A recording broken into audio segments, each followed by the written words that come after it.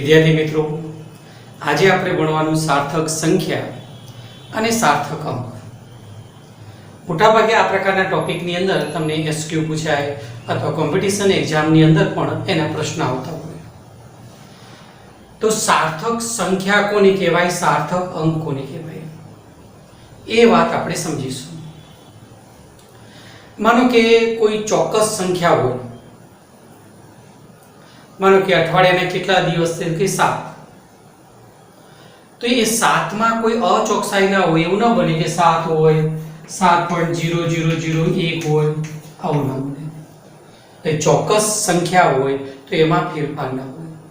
પણ જેનું આપણે માપન કરીએ, જે ભૌતિક રાશિનું આપણે માપન કરીએ, તો એ માપનમાં અચોકસાઈ આવે. અને અચોકસાઈ સાથેનું માપ કેવી રીતે ગણાય, તો એ સાર્થક સંખ્યા તરીકે ગણાય. તમને પ્રશ્ન થાય કે સાર્થક સંખ્યા લેવાનું રીઝન શું?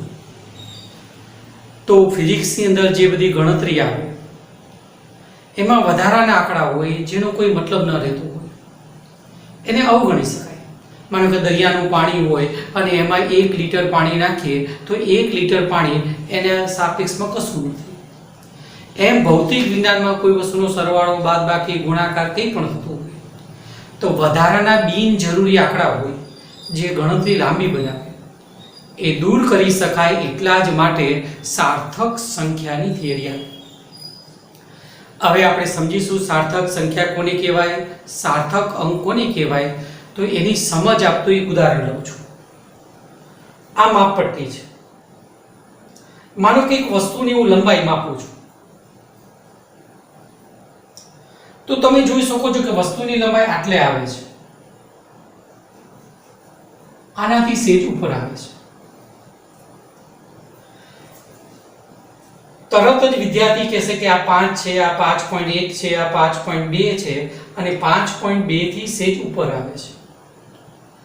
તેથી વિદ્યાર્થી કહેશે કે આ વસ્તુની લંબાઈ 5.2. આ વાત તો એકદમ ચોક્કસ થઈ કેમ કે 5.2 તો છે જ. પણ આ જે વાત છે 5.2 થી સેજ ઉપર આવે છે, તો પછી અહીંયા સંખ્યા કઈ હશે? કોઈ વિદ્યાર્થી એમ કે હું 0 મૂકી દઉં, કોઈ વિદ્યાર્થી એમ કે હું 2 મૂકી દઉં. પણ આ વાત કેવી, આપણે વિચારેલી. સાધન નથી માપતું, સાધને તો આટલું જ માપ્યું. માપપટ્ટી નીચે 0.1 લંબાસા હોય ને તો પોઈન્ટ પછી એક સ્થાન સુધી જ માપ. પણ પછીનું સ્થાન કેવું, તો આપણે આશરે લખી કે માનો કે અહીંયા 3 લખી દઉં, તો આ આંકડા કેવા થયા, ચોક્કસ થયા. જે માપપટ્ટી સાધને બતાવ્યા આ ચોક્કસ આંક છે. દાખલા તરીકે એ જ વાત સમજવા માટે બાજુમાં મેં બીજી આકૃતિ દોરી.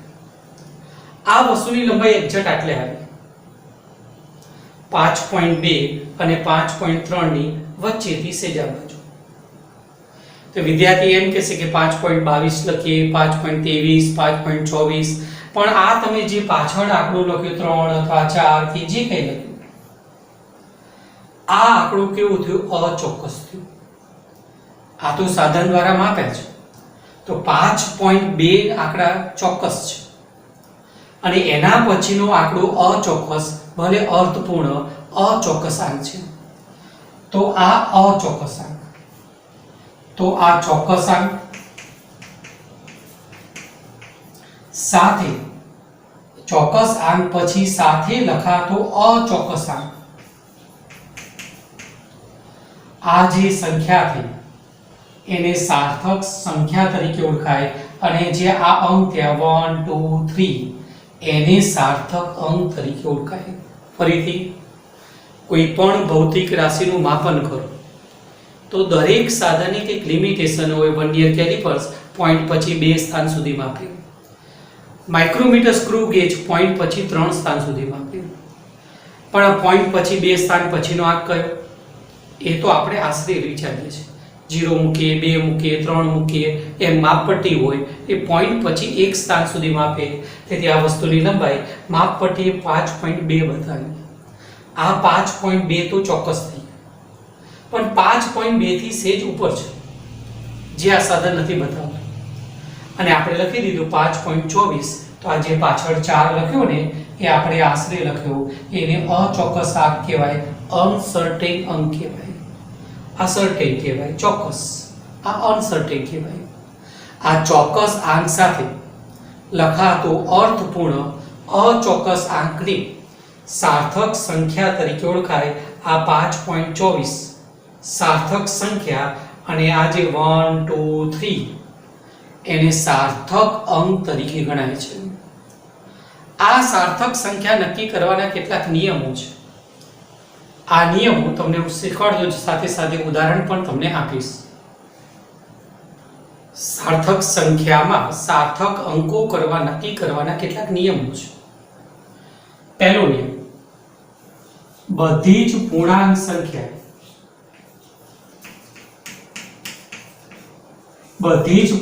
સંખ્યા સાર્થક સંખ્યા છે, સાર્થક સંખ્યા ગણાય.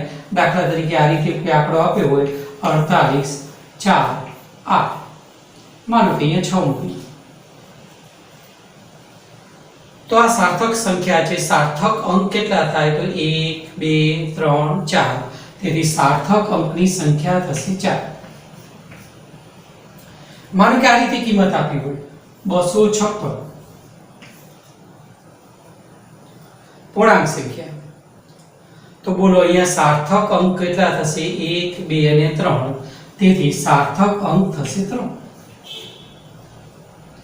માનો કે આ રીતે કોઈ સંખ્યા આપેલી હોય 24 28 33, તો આ પૂર્ણાંક સંખ્યા છે. તો સાર્થક સંખ્યા કેટલી થાય? 1 2 3 4 5 6. તેથી સાર્થક અંકની સંખ્યા થશે 6. બીજો નિયમ, પૂર્ણાંક સંખ્યાઓ કે દશાંશ ચિહ્ન વાળી સંખ્યાઓ કે દશાંશ પોઈન્ટ વાળી સંખ્યાઓ અને બે શૂન્યતર સંખ્યા વચ્ચે શૂન્ય આવે, બે શૂન્યતર સંખ્યા વચ્ચે શૂન્ય આવે, તો આને પણ સાર્થક અંક તરીકે લેવાનો. પોઈન્ટ વાળી સંખ્યા હોય અથવા પૂર્ણાંક સંખ્યા હોય અને બે શૂન્યતર એટલે શૂન્ય સિવાયની સંખ્યા વચ્ચે શૂન્ય આવે, તો એને પણ સાર્થક સંખ્યા તરીકે કાઉન્ટ ગણાય. દાખલા તરીકે ઉદાહરણ આપું, માનો કે આ રીતે છે 62 0 3 8. તો આ બે શૂન્યતર સંખ્યા થઈ અને વચ્ચે શૂન્ય આવ્યું, તો આને ગણતરીમાં લેવાનો. તેથી સાર્થક અંક કેટલા થાય? 1 2 3 4 અને 5. માનો કે આ રીતે લખેલું 8 0 0 3 0 5. તો અહીંયા આ બે 0 છે, આ 0 છે, બે શૂન્યતર સંખ્યા થઈ 8 અને 5, વચ્ચે શૂન્ય આવે છે. તો આ બધા શૂન્યને સાર્થક સંખ્યા તરીકે ગણાય. તેથી સાર્થક અંક કેટલા થશે? 1 2 3 4 5 6. 6 સાર્થક અંક થશે. જો આ રીતે પોઈન્ટ વાળી સંખ્યાઓ 35 પોઈન્ટ 0 0 4, તો આ જે 0 છે, બે શૂન્યતર સંખ્યા વચ્ચે શૂન્ય આવે, તો આને પણ સાર્થક સંખ્યા તરીકે ગણાય. તેથી સાર્થક અંક કેટલા? 1 2 3 4 5. તેથી સાર્થક અંક થશે 5. ત્રીજા નંબરનો નિયમ,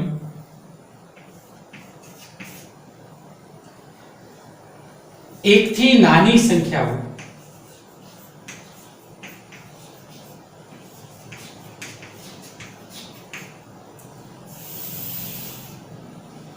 તો 1 થી નાની એટલે 0 પોઈન્ટમાં હોય, તો આગળના જે 0 છે ને એને સાર્થક સંખ્યા તરીકે ન લેવાય. માનો કે આ રીતે હોય તો આગળના શૂન્ય ગણવા નહીં, શૂન્ય સાર્થક સંખ્યા તરીકે ન લેવાય. આ રીતે હોય 0.0048, તો સાર્થક અંક કેટલા થાય?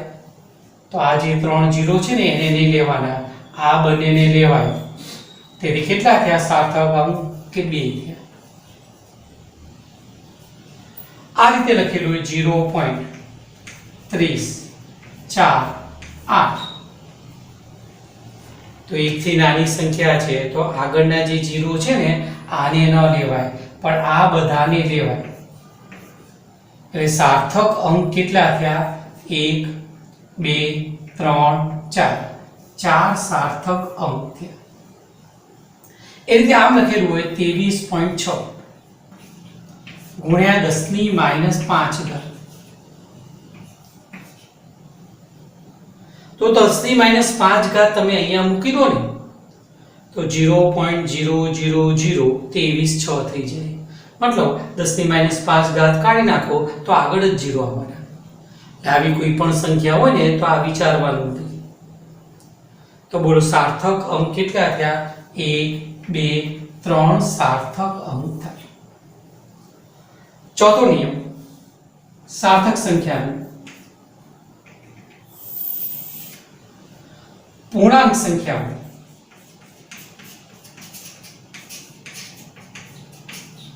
દશાંશ ચિહ્ન વિનાની. તો પાછળની બાજુ જે 0 આવે આગળની પણ પાછળ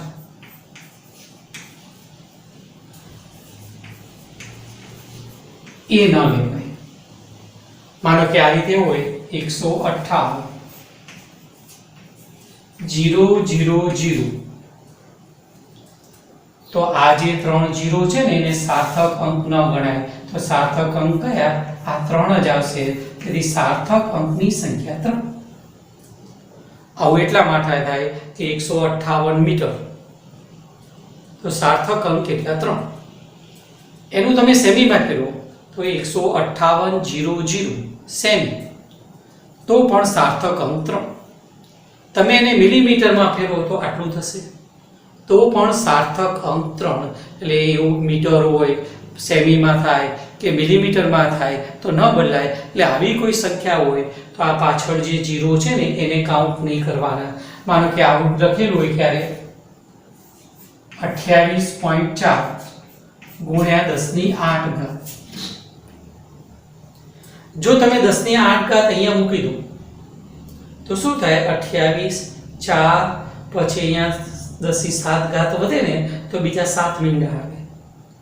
તો આ બાજુના જે 0 છે એને લેવાના. તેથી અહીંયા સાર્થક સંખ્યા કેટલી થઈ? 1 2 અને 3.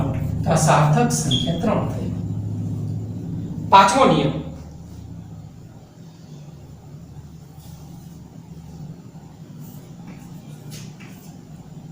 દશાંશ ચિહ્ન વાળી સંખ્યાઓ.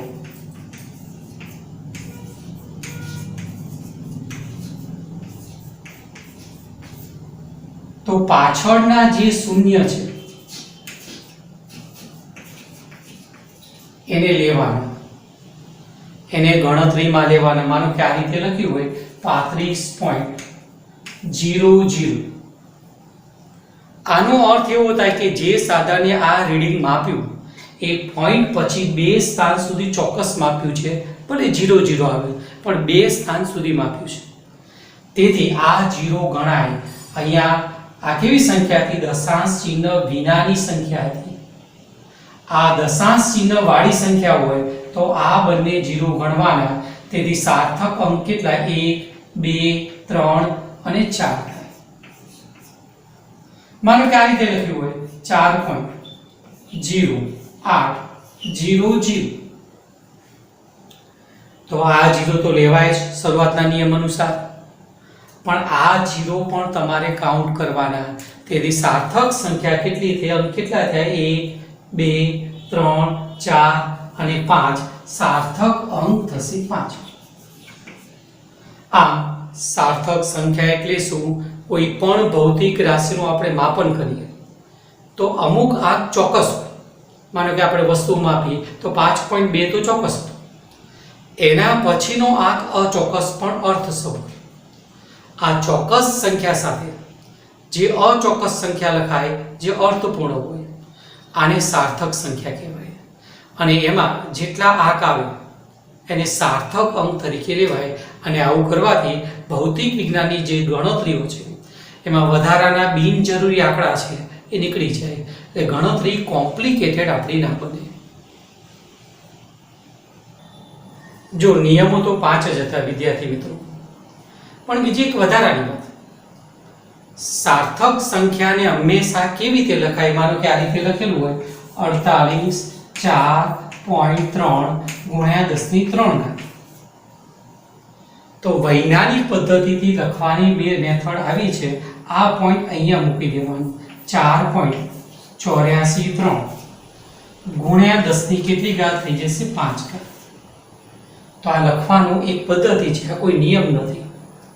બીજી વસ્તુ, કોઈ ચોક્કસ સંખ્યા હોય તો એના સાર્થક અંક કેટલા? ઇન્ફિનિટી. દાખલા તરીકે ત્રિજ્યા બરાબર વ્યાસ ભાગ્યા 2. તો આ જે ચોક્કસ સંખ્યા છે આને આપણે કંઈ માપતા નથી. માપીએ ને એમાં એરર આવે, એમાં કંઈ અચોકસાઈ આવે. પણ આ બેને આપણે 2.0 લખીએ, 2.00 લખીએ, 2.0000 લખીએ, લખી શકાય. એટલા માટે ચોક્કસ સંખ્યાના સાર્થક અંક કેટલા? ઇન્ફિનિટી વિચારવામાં આવે. તો આ રીતે ત્રિજ્યા બરાબર વ્યાસ ભાગ્યા 2, તો આ બે ચોક્કસ સંખ્યા થઈ, તેથી સાર્થક અંક ઇન્ફિનિટી વિચારાય. એ રીતે કોઈ પણ જગ્યાએ, કોઈ જગ્યાએ 2π હોય, 4π હોય, તો આ ચોક્કસ સંખ્યા થઈ જે આપણે માપતા નથી, એમાં ક્યાંય અચોકસાઈ ના આવે. વિદ્યાર્થી મિત્રો, તમારી પ્રેક્ટિસ માટે હું 2 દાખલા આપું છું. એ તમારે સાર્થક અંક કેટલા એ તમારે કોમેન્ટ બોક્સની અંદર એનો જવાબ લખવાનો. આ પહેલો દાખલો છે 0.0003. એમાં બીજો ભાગ, એટલે આના સાર્થક અંક કહેવાના 23.04 ગુણ્યા 10⁻². 48.040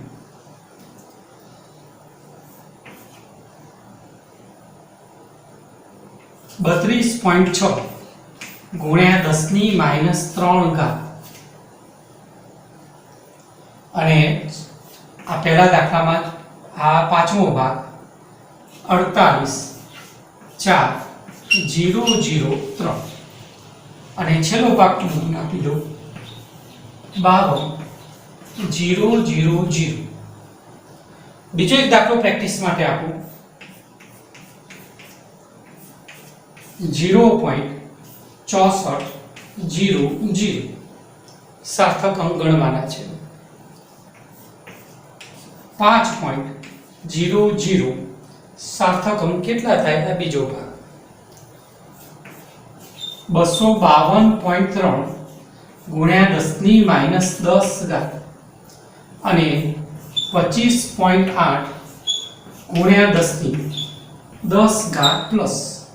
અને છેલ્લું ઉદાહરણ આમાં 48.64.000. આ બધામાં સાર્થક અંક કેટલા થાય એ કોમેન્ટ બોક્સમાં એનો જવાબ તમે લખશો.